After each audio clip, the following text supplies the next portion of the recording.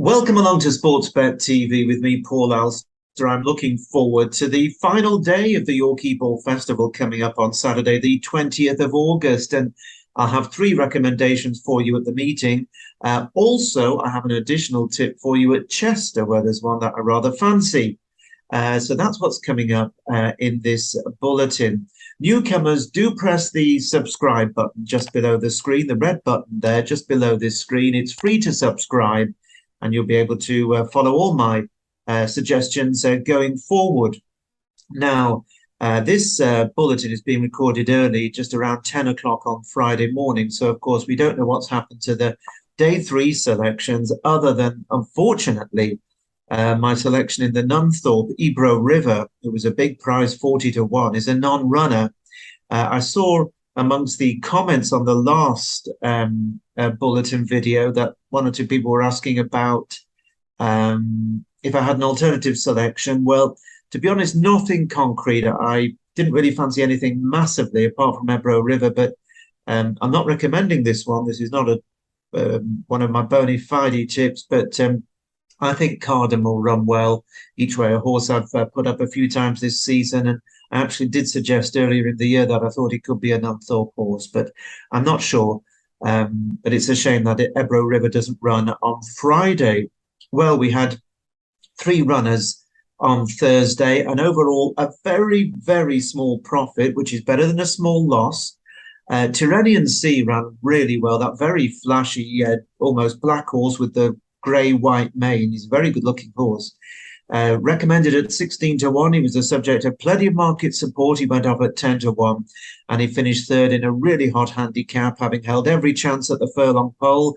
I thought he might be coming through to win and get us off the mark with a winner this meeting, but he held on for the place money, which is good enough if you were on at the 16s, 14s, 12s, or even the 10s SP. Now, La Petite Coco, my favourite horse, she ran a blinder, didn't she, really, in the Yorkshire Oaks? And, you know, I think that was a very, very good renewal. Alpinista was marvellous, the winner. And Tuesday bounced right back and I'm sure stepped up on the figures she registered when winning the Oaks. And La Petite Coco took the race by the scruff of the neck about 3 furlongs out. For me, I felt pretty early on she was just showing a little bit more knee action than I'd like to see.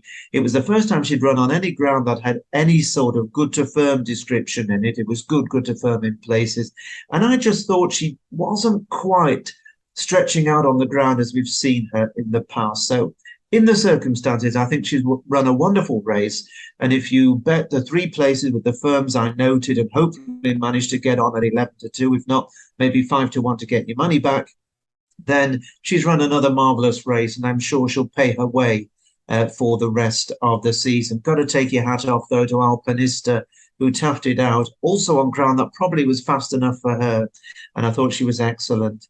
And then our other runner on Thursday, Illustrating, showed a bit of pace, but didn't really run as well as expected, so she was our loser out of the 3. But the fact is that out of the 7 selections that have run so far over the first 2 days, no winners, but 5 of the 7 have placed at odds recommended of 11-2, 8-1, 10-1, 16, and 4-0, 40-1 was the SP that we got on Utilis. So far, a profit, not a massive profit, but a profit going the right way. And hopefully Friday's horses will run well, the 3 that remain. And here are my 4 for Saturday. So we'll start off with the 225. What is generally regarded as one of the hottest middle distance handicaps of the year for 3-year-olds, the Melrose Handicap, and £150,000 up for grabs for this race off at 225 on Saturday. The going remains good to firm in places. There could be a few showers here or there, but that's the forecast. And as ever, it really is a hot race with quite a lot of these horses, these 3-year-olds, stepping up in trip and open to improvement. And top trainers, I note on my notes here, have dominated over the last decade. And as an example, 2 wins each for Charlie Appleby, William Haggis, and Andrew Balding.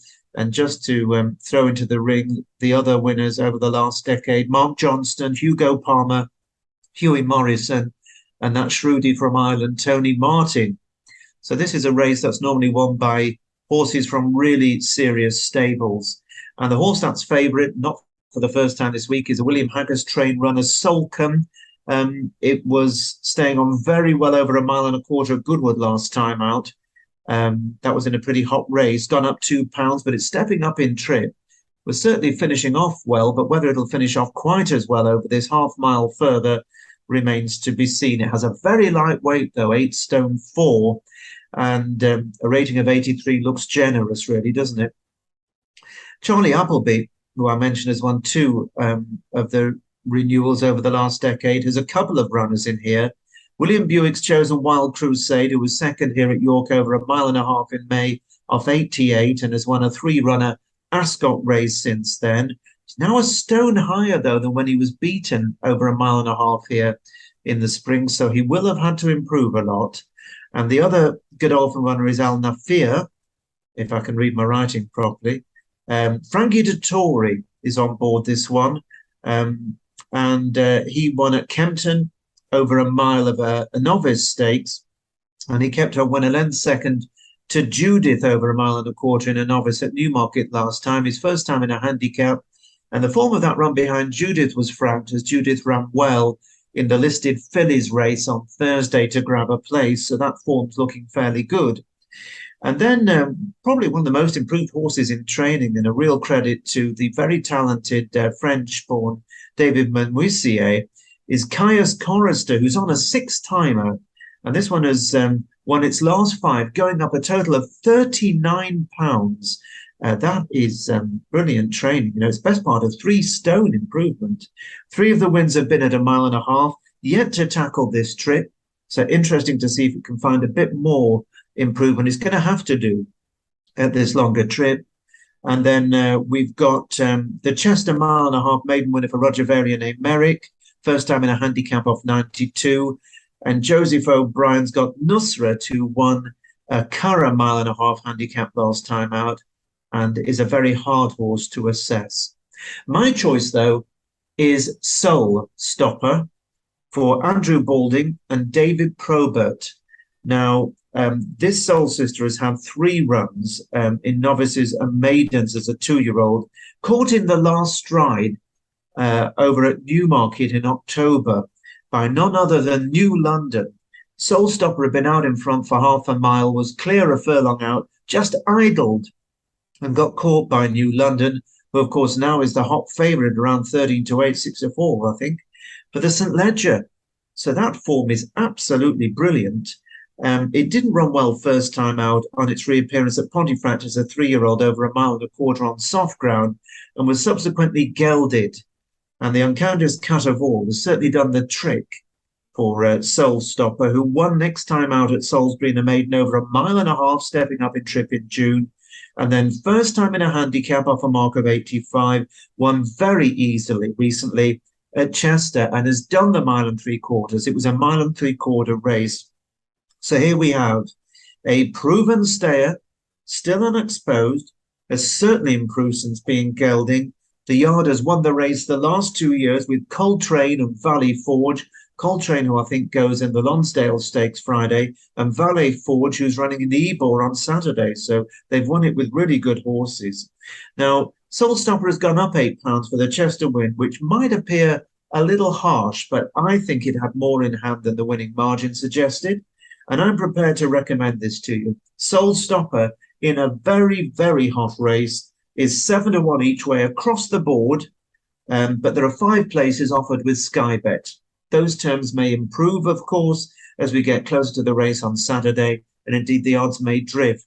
Although, as we've seen so often, for whatever reason, whether it's just coincidence, I don't know. But so many of the horses I recommend on this service tend to be shortened up. But 7 to 1, a general price for Soul Stopper, my first choice on Saturday, York 225. And then we're going to go to the big race. This is the 1.75 mile Ebor handicap, sponsored by Sky Bet. All credit to them with a £500,000 race here. And 22 run. Quite a few wanted to run but couldn't get in it. Good to firm in places. The hottest handicap in Europe, I think, by common consent, and huge prestige if you win this race. Over the last 10 years, looking at the trends, the winning odds have spanned between 5 to 1 and 33 to 1. There's only been one winning favourite. That was for Jaira Prince, who won in 2020 at odds of 11 to 2. Now, there are so many here with chances. I'm not going to go through them, of course. And there are many that really do have big chances, many very good handicappers and some who are really pattern performers proven. The top weight is Get Shirty for David O'Mara, whose handicappers are running very well this week. He had the first 3 out of the first 4 in a big handicap on Thursday. And Get Shirty's on a 4-timer after recent wins at Royal Ascot and then the very competitive Old Newton Cup at Haydock. He's off 110 and cannot be lightly dismissed. William Haggis, of course, is always to be feared. His Garci looked very unlucky not to make it 5 out of 5 recently, when third in the Old Newton Cup behind Get Shirty, and he won't be far away. And then, of course, on Wednesday, Alfred Boucher for Ian Williams caught my tip, Frankenstella. Frankenstella had the rest beaten stone cold, but Alfred Boucher was clearly a step or 3 ahead of the handicapper in winning, and it looks like he might turn out again for Ian Williams, and he's got the £4 penalty. He's an interesting runner. We've got everyone's old favourite, Yukon Glen, going for Jim Goldie. There's been a lot of money around in the last week for Yukon Glen. On his day, he's a pattern race performer. Is he going to be on a going day? Is it possible a horse of 9, I think he is now, could win the Ebor? Who knows? John Gosden's Trawlerman has got a £4 penalty for a good win over 1 3/4 miles last time out. He's another with a chance. But I want to angle you towards the Irish runners in this race. Now, 4 of the last 8 winners of the Ebor have been trained in Ireland. And that is despite the fact that numerically they have been overwhelmed, really, by the horses running out of Britain. So a very interesting stat there for you. So despite having far few runners, the Irish strike rate is very, very healthy in this race. And of course, last year, it was Johnny Murtagh who won the race with their Sonny Boy Liston, and he went on to win the Irish St Ledger. This year, 6 of the 22 runners are trained in Ireland. They include the general 6 to 1 favourite Earl of Tyrone for Paddy Toomey, who of course trained La Petite Coco to run very well in the Yorkshire Oaks. And Earl of Tyrone beat a subsequent Group 3 winner last time out when winning in a listed race at Limerick, so the form looks strong and punters have picked up on that. Joseph O'Brien also has a horse called Okita Sushi, whose form is closely tied in, really, with Get Shirty from Royal Ascot, and he won't be far away. And then Jessica Harrington has a real under-the-radar dark horse called Ever Present, who won the valuable Patingo handicap at Leopardstown in September of last year and didn't run again until 4 weeks ago, where he ran respectively in a listed race at Down Royal and will certainly be better for the outing. But the Irish horse I think is the one for you to really consider here is called License. And License is trained by Ger Lyons, who's a great trainer, and Gary Carroll, perfectly good jockey, is on board. And remember that Ger Lyons won this race in 2019. He won the Ebor with the 16 to 1 shot Mustajid. So he's got a bit of form himself in the race. Now, License is a Judd-Monte Frankel 4-year-old. He is very, very unexposed. Only had 4 runs, which is really unusual for a horse going to such a hot, competitive, top race with all the hurly-burly of the Ebor. And you might think it's taking a chance on him to be able to mix it with these battle-hardened horses in a 22-runner race. And well, time alone will tell. But he won on his debut at Gowran Park last June, over 1.25 miles in a maiden, and he won there by 6 lengths. He was very impressive. And then had a setback and was off for 10 months until running second, only beaten half a length by a very useful horse of a great friend of this channel, Noel Meads. That was Lafayette in a listed race at Naas over 1.25 miles in March. He then went on to be very strongly fancied. Indeed, I think he might have been favourite for a Group 2 at the Curragh in May, but he bombed out. He just didn't run his race, and clearly something went wrong. Now, on the back of that, even though he's a Frankel colt from the Judd-Monte line that decided to geld him, they gave him a 3-month break, And then he reappeared recently at Leopardstown. And that was in a Group 3 in the race won by Gear Up. And he finished 4th in that race. And if I tell you, you just watch it for yourself. Colin Keane was on board, the Irish champion jockey, and he ran a very, very nice race, very tenderly handled. And to be honest, I'm surprised there weren't one or two questions asked, but there weren't, about the way he ran. I don't recall the whip being used on him in the last 2 furlongs, and clearly they were just getting him right, getting him sweet for a task such as this. He's rated 103, which is no giveaway, but he could easily be a genuine group class horse. And with Joe Lyons having won the race 3 years ago, I think he knows exactly what he's looking for. Licenses generally 11 to 1 each way, and there are 6 places on offer at the time of this recording, early Friday morning, with William Hill's, Bet Victor, Ladbrokes, and Bet365. Shop around, because by the time you see this, it might be that the odds have gone out and you may get better. But license is my choice to win the Ebor handicap, the Great Ebor handicap, York 335. And then a couple of quick selections for you, relatively quick. I'm interested in one at Chester, even though there's so much good racing also down at Sandown, the Curragh. The 340 at Chester on Saturday is a 7.5 furlong handicap, 13 runners, good ground. And last year's winner, Fool's Rush In, trained by Hugo Palmer, and last year's narrow runner-up, Titan Rock for John Quinn, are going to do battle again. Now, £5 higher is Fool's Rush In this year than he was in 2021, but he won well over course and distance last time out. He's a horse who really loves the track. He's in fine form. Boardman, another horse who likes the track for Tim Easterby, goes well here. He won at the track in May over course and distance. And then there's On a Session for David and Nicola Barron, who they travelled across the Galway Festival last time out. He was an excellent second in a hot 7 furlong handicap and had previously won at Musselburgh. He's in great heart. This really is a hot race at Chester, which is not unreasonable. 46,000 quid up for grabs. But I'm fancying Titan Rock to get his revenge on Fool's Rush In for the defeat incurred last year. He's trained by John Quinn and is the mount of Jason Hart. Now, if you were with me for the first bulletin of this Ebor week, you remember me pointing out that Jason Hart usually rode Frank and Stella, who ran such a brilliant race for us. And I said, well, he's gone up to Musselburgh. He obviously fancies some rides. As it turned out, he rode 3 winners on that card, so I don't know if any of you spotted that. Anyway, Jason Hart's down at Chester. He's not at York. I don't know if John Quinn has any on Saturday, but he's on Titan Rock. The stable also runs Safe Voyage, by the way. Now, Titan Rock's only a 4-year-old and is still improving, I think. He's been rock solid, if you'll pardon the pun, in good races of late. 9th in the Bunbury Cup, staying on for a mark of 93. And then last time out, 5th of 18 to Lyndon B in a hot Goodwood handicap over 7 furlongs, where he again stayed on well, never quite able to challenge. He's come down to a mark of 89, which I think is tempting. And he's now £5 better off with Fool's Rush In for the head defeat in the race last year. And I think the form figures that he showed this year belie the chance that he actually has, in my opinion.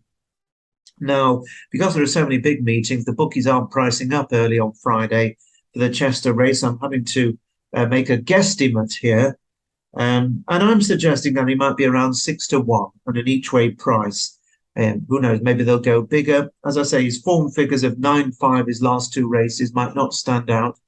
And 6 to 1 each way I'm hoping for as an estimated price for Titan Rock at Chester in the 340. And then my last suggestion of Ebor week is going to be in the 520, the last race of the meeting. £80,000, mile and a quarter handicap, 14 runners. And there's a few old favourites going here. 2020 winner Lou Kander for Rafe Beckett is back again. He was also 4th in the race last year, and he clearly goes really well at this track and at this meeting. He was solid 3rd over course and distance last time out as well. The favourite is for the up-and-coming young trainer James Horton, and it's Phantom Flight. He trains horses for John Dance, who, of course, is very successful classic winning owner. And this Phantom Flight, around 7 to 2 favourite, won a couple of races over a mile.